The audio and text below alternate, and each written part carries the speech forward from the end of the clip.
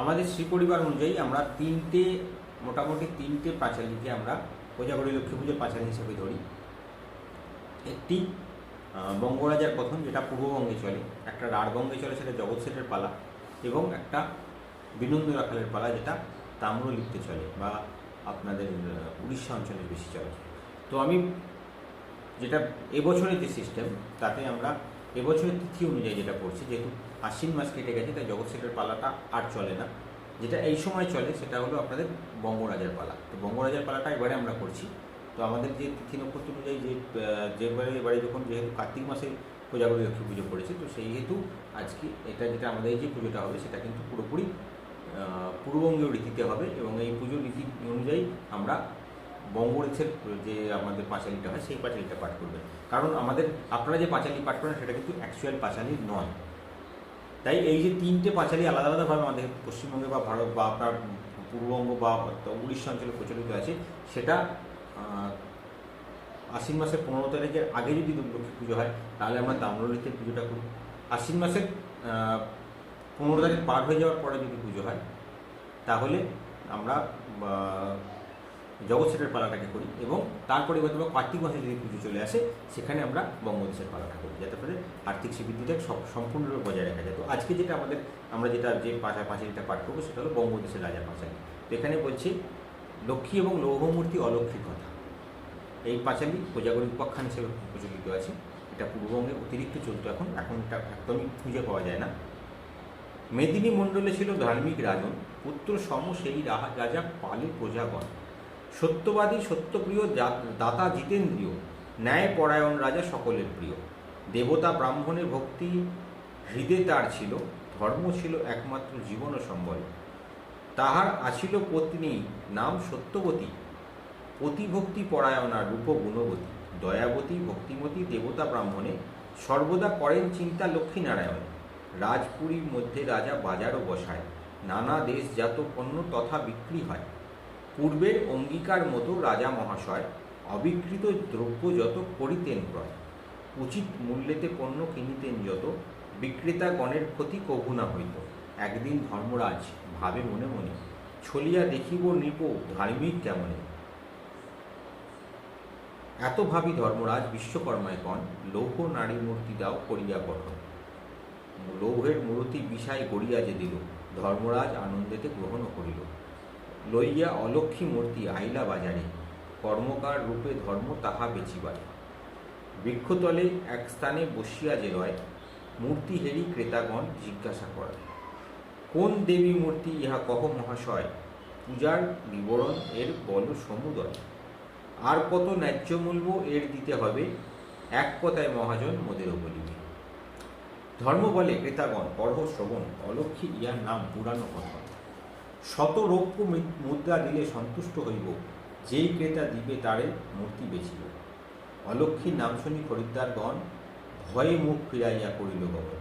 তখন মূর্তিটি কোলে লইয়া ধর্মরাজ, ফিরিওলাদের মতো ফিরিয়া বেড়ায়। রাজবাড়ির সম্মুখের পথেতে চলিল, অলক্ষ্মী কিনিবে গো বলিয়া হাঁকিতে লাগিল। চিৎকার শুনিয়া রাজা ডাকে খামারে, কিসের মূর্তি এই জিজ্ঞাসে তাহারে। ধর্ম কহে অলক্ষ্মীর মিথ্যা মূর্তি ইহা হয়, উচিত মূল্যে দিলে করিবেতে কয়। শুনি ন্যায্য মূল্য দিয়া কিনেন রাজন, অন্তঃপুরে এক গৃহে করেন স্থাপন। রাজবাড়ি থেকে রাজলক্ষ্মীর গৃহত্যাগ। সেই দিন রাজা সন্ধ্যাতরে হাত পা ধুইয়া যাইবেন ঠাকুর ঘরে। হেনকালে তিনি তথা করেন শ্রবণ, কোন নারী করিতেছে কাতরে ক্রন্দন। তখন চলেন রাজা স্বর লক্ষ্য করি, ঠাকুর ঘরে দেখেন এক পরমা সুন্দরী। ঘর আলো করা মেয়ে লক্ষ্মীর মতন, দুই হাতে মুখ ঢাকি করিছে ক্রন্দন। বিস্ময়ে জিজ্ঞাসে রাজা, কে মা তুমি হও, কেন মা কাঁদিছ তুমি, কিবা দুঃখ পাও। মেয়েটি বলিল, আমি একা এ রাজ্যের লক্ষ্মী, সেই হেতু সকলে মনে বলে রাজলক্ষ্মী। রাজ্য ছেড়ে যেতে হবে বড় দুঃখ হয়, কিন্তু ছেড়ে যেতে হবে জানিবে নিশ্চয়। তোমার রাজ্যেতে রাজা আছি বহুদিন, কাঁদিতেছি তাই আমি আছি মাত্র 3 দিন। শুনিয়া কাতরভাবে বলেন রাজন, কেন মাগো রাজ্য ছাড়ি চলে যাবে কেন। সদাই নিবিষ্ট আমি তোমার অর্চনে, করি নাই অপরাধ অভয়চরণে। রাজলক্ষ্মী কহেন রাজা, মম সাধ্য নাই, অপরাধ না করিলে আমি তোমা ছাড়ি যাই।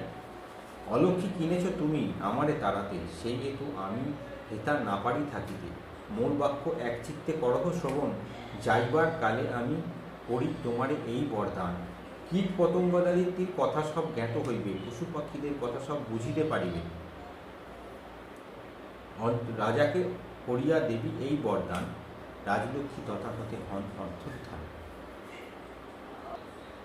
এরপর ভাগ্যলক্ষ্মী দেবীর রাজাকে ত্যাগ। পরদিন রাত্রে পুনঃ দেখেন রাজন, রাজপুরী হতে নারী করিছে গমন। বাহির পথে যাইতে রাজার সন্দেহ হইল, তাড়াতাড়ি আসি তারে রাজা জিজ্ঞাসিল, কে বা তুমি? সত্য করি বলহ বচন, এত রাত্রে কোথা তুমি করিছ গমন? নারী কহে, ভাগ্যলক্ষ্মী আমি যে তোমার, সৌভাগ্য লোভেছ সব আমারও দয়ায়। অলক্ষী কিনিয়া তুমি রাখিয়াছ ঘরে, থাকিতে না পারি আমি তব অন্তঃপুরে। তাই আমি করিতেছি বাইরে গমন, এত বলি ভাগ্যলক্ষ্মী হন অন্তর্ধান। ভাবিতে ভাবিতে গৃহে ফিরিছে রাজন, হেনুকালী করিলেন অদূরে দর্শন। একটি রমণী ঘোমটায় মুখ ঢেকে আসিছে পুরীর প্রধান ফটকের দিকে। নরপতি তাহা দেখি তথায় দাঁড়াইল, মেয়েটি নিকটে এলে জিজ্ঞাসা করিল, বলো মাতা, কে মা তুমি? সত্য বিবরণ, এত রাতে কোথা তুমি করিছ গমন? রাজার বচনে তিনি বলেন তখন, আমি তব যশলক্ষ্মী শুনহ রাজন। করিতেছি তোমা ছাড়ি আমি যে গমন, কেন তা বুঝব রাজা তুমি বিচক্ষণ। অলক্ষী কিনিয়া ঘরে রাখিয়াছ তুমি, থাকিতে না পারি আমি তাই চলিলাম আমি। শুনি রাজা কোনো কথা না বলিল তখন, যশলক্ষ্মী দেবী তবে করিল গমন।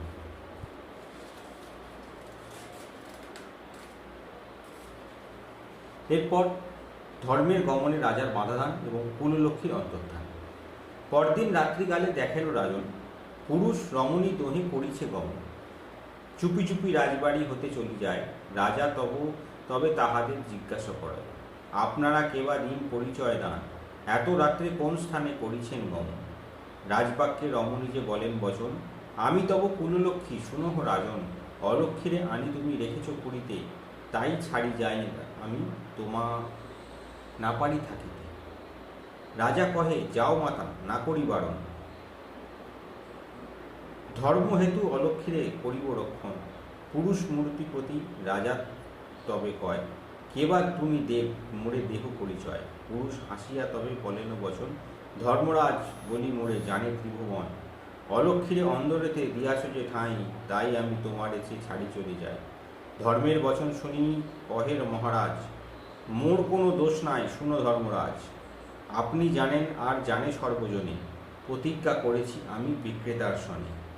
প্রতিজ্ঞা আমার এই শুনো মহাশয়, অবিকৃত দ্রব্য যত করিব যে ক্রয়। প্রতিজ্ঞা রক্ষায় হেতু অলক্ষী কিনেছি, প্রতিজ্ঞা রক্ষণ ধর্ম আমি না ছেড়েছি। জ্ঞানেতে অধর্ম করি নাই আমি, তবে কেন ছাড়ি যেতে চাও মোরে তুমি? গেছে রাজলক্ষ্মী ভাগ্যলক্ষ্মী যশলক্ষ্মী, ত্যাগ করি যেতে চান মোরে কুললক্ষ্মী। তব ভরসায় কারে বাধা দিই নাই, যেতে চান কুললক্ষ্মী তারে না ফিরাই। স্বধর্ম কুলধর্ম ত্যাগ না করেছি, ধর্মের মর্যাদা আমি অক্ষুণ্ণ রেখেছি। সকলেই ছেড়েছি দেব তোমা না ছাড়িব, মৃত্যুকালাবধি আমি তোমারে পুজিব। বিশ্বের ধারক তুমি পূর্ণকাল সদাচার, সুকৃতি নিয়ম ন্যায় অহিংস আচার। ধর্ম নাহি যেতে পারেন রাজারও কথায়, কিন্তু কুললক্ষ্মী যান ছাড়িয়া রাজা। রানীকে লইয়া রাজার গঙ্গা তীরে গমন। এই রকমেতে কিছুদিন কাটি যায়, রাজার অবস্থা দিন দিন মন্দ হয়। ক্রমশ শরীর ক্ষীণ হইতে লাগিল, দেখিয়া রানীর মহা ভাবনা যে হইল। রাজা যবে প্রতিদিন বসেন ভোজনে, রানী তারে খাওয়াইতেন অতীব যতনে। রাজা যেই মধ্যাহ্নেতে ভোজনে বসিত, পাত্রের ধারেতে কালো পিঁপড়ে জমা হতো। কিছু নাহি লাগে ভালো রাজার মুখেতে। রানীরে বলেন একদিন খেতে খেতে, রাঁধুনিরে বলে দিও তুমি গো তরায়, আমার অন্নেতে যেন ঘৃত নাহি দেয়। রাত্রিকালে রাজা যখন বসেন খাইতে, সেই সব পিপিলা ঘরে পাতের চারিভিতে। পিপিলিকা গণ মধ্যে যে ছিল প্রধান, অন্যদের ডাকি বলে, শুনো ভাইগণ, গরিব হয়েছে রাজা অলক্ষী কিনিয়া, দেখিয়া কষ্টে মোরে ফাটে মোর হিয়া। রাজার ভাগ্যেতে এখন ঘৃত নাহি জোটে। হাস্য করে রাজা শুনি পিঁপড়ের বচন, তথায় ছিলেন রানী সম্মুখে বসিয়া, জিজ্ঞাসেন রাজারে যে বিস্মিত হইয়া, এ কি মহারাজ, হঠাৎ হাসিলেন কেন? আগ্রহ আমার বড় করিতে শ্রবণ। রাজা বলে, রানী তাহা না করিতে পারি, বলিলে অবশ্য তাতে মৃত্যু হবে তার। রাজার কথায় রানীর বিশ্বাস না হয়, কিছুতেই মহারানী না ছাড়েন তাই। বিশ্বাস করি না আমি ওসব বচন, বলিতেই হবে মোরে সত্য বিবরণ। রাজা বলে, যদি তুমি আমারে না চাও, আমার মৃত্যুতে যদি সুখী হতে চাও, তবে চলো গঙ্গা তীরে করি যে গমন, সেখানেই আমি তোমায় বলিব সত্য বিবরণ। তবে সে রাত্রিতে রাজা রানী দুইজন গঙ্গার তীরেতে আসি দিল দর্শন। রানী কহে, এইবার বলুন রাজন, খাইবার কালে তব হাস্যেরও কারণ। রাজা কহে, তাহা হলে আমারে না চাও, হাসিবার কারণে শুধু শুনিবারে চাও। রানী কহে, অবশ্যই জানিতে যে চাই যে জানিতে, উঠিলে হাসিয়া উঠিলেন কেন খাইতে খাইতে। এমন সময় পাশের জঙ্গল হইতে ছাগল আর ছাগলি আসি চড়িতে চড়িতে। ছাগলে ছাগলি বলে, শুনহ বচন, গঙ্গা জলে ভাসে ঘাস করহ দর্শন। জল হতে যদি ঘাস তুমি এনে দাও আমারে, মনের আনন্দে ওই সুখে ওই ঘাস আমি খাইলে। ছাগল বলে, ছাগলি তুমি পাগলি হইলে, ঘাস ভেসে যায় গঙ্গার অগাধ সলিলে। আনিতে যাইলে ঘাস আমি যাব ভেসে, তোমার কথায় কিবে আমি প্রাণ দিব শেষে। আমি নই বোকা ওই রাজার মতন, নারীর কথায় কি দিব নিজ প্রাণ। গঙ্গা তীরে রানী কর্তৃক কোজাগরী লক্ষ্মী পূজন। একথা শুনিয়া রাজার চমক ভাঙিল। রানীরে ফেলিয়া রাজা বনে ফেলে ফিরে চলে গেল। রাজ্যে ফিরি রাজকার্যে রাজা রত হন, রানীর কোনো খোঁজ খবর তিনি লাহি নন। রানীর কষ্টের সীমা আর নাহি রয়, কাঁদি কাঁদি বনমধ্যে ঘুরিয়া বেড়ায়। এমনই করিয়া গত হয় কিছুদিন, বনমধ্যে বাদ্যশব্দ শুনে একদিন। শঙ্খ উলুধ্বনি বাজনা রানী যে শুনিয়া, তাড়াতাড়ি দেখিলেন সেই দিকে গিয়া। পিটুলির লক্ষ্মীমূর্তি করিয়া গঠন, ফুল নৈবেদ্য দিয়া পূজে ঋষিকন্যাগণ। চিড়ে নারিকেল জল, ফল মিষ্টান্ন আর পাটালি তালের খোঁপর আদি উপাচার। রানী এইসব দেখিয়া জিজ্ঞাসিল তখন, করিছ কাহার পূজা কহ কন্যাগণ। ঋষিকন্যা বলে, তব তুমি কি জানো না, আজ যে কোজাগরী লক্ষ্মী পূর্ণিমা। কোজাগরী পূর্ণতিথি, এই পূর্ণিমায় লক্ষ্মী পূজা জাগরণ যে করিতে যে হয়। রানী কহেন, এক ঋষি তনয়, এই পূজা করিলে বলো কি বা ফল হয়। রানীর বচন শুনি বলে কন্যাগণ, এ পূজার ফল মাতা করহ শ্রবণ। পূজা করে লক্ষ্মী কাছে যেবা যাহা চায়, লক্ষ্মীর কৃপায় সেই জন তাহা পায়। গৃহ ছাড়ি অলক্ষ্মী যে করে পলায়ন, অতুল ঐশ্বর্য বাড়ে পুত্র পৌত্র ধন। কন্যাগণ হতে করি পিটুলি গ্রহণ, রাজমাতা লক্ষ্মীমূর্তি করিল গঠন। তাহাদের সহ পুষ্প আদি উপচারে মা লক্ষ্মীর পূজা করিলেন ভক্তি ভরে। পরে মা লক্ষ্মীর প্রসাদ করিয়া ভক্ষণ, মেয়েদের সহ করেন রাত্রি জাগরণ। অলক্ষ্মীর পলায়ন, রাজলক্ষ্মী সহ অন্যান্য লক্ষ্মীদের পুনরাগমন। এইদিকে রাজার গৃহে ব্যাপারও ঘটিল। অলক্ষ্মী আপনি আপনি সেজে দূর হয়ে গেল। আগেকার মতো হইল পূর্ণিত সংসার, হাতি ঘোড়া লোক লস্কর ধনরত্ন। আর প্রভাতে উঠিয়া রাজা অবাক হইল, কোথা হতে এলো সব এসব ভাবিতে লাগিল। এমন সময় ধর্মরাজ তথা আসি মহারাজে বলিলেন তিনি হাসি হাসি, মহারাজ শুভ কথা বলি তব কাছে, অলক্ষ্মী যে তোমার এতদিনে বিদায় হয়েছে, কেন তাহা বলি আমি শুনহ রাজন। রানী করেছেন কাল লক্ষ্মীরও পূজন, গত রাত্রে কোজাগরী পূর্ণিমা তিথিতে জেগেছেন নিশি তিনি ঋষিকন্যাগণ সাথে। এই কোজাগরী পূর্ণিমা লক্ষ্মী পূজার কারণ আপদ অলক্ষ্মী দূর হয়েছে এখন। এতদিনে রাজলক্ষ্মী পুনঃ কৃপা হইল, ধনরত্ন আদি ঘোড়া সকলই আসিল। ধর্মের বচন শুনিও তবে শুনিয়া রাজন, সভক্তি প্রণাম তারে করেন তখন। পরে রাজা গঙ্গা তীরে করিয়া গমন, রানীরে আদুরি গৃহে পরে আনয়ন। রানী মাতা ঘটা করি বরসে বরসে, লক্ষ্মীরে পূজেন কোজাগরী পূর্ণিমায়। দেখিতে দেখিতে সুর উথলি উঠিল, ভাগ্যলক্ষ্মী যশলক্ষ্মী সকলে ফিরিল। কুললক্ষ্মী আসিলেন ফিরিয়া আবার, রাজগৃহ হইল পুনঃ সুখেরও আগার। যথাকালে লবে রাজা পুত্র পৌত্র ধন, রাজ্যত্ব করেন রাজা হয়ে সুখী মন। এইরূপে কিছুকাল রাজত্ব করিয়া স্বর্গপুরে গেল রাজা পুত্রের রাজ্য দিয়া।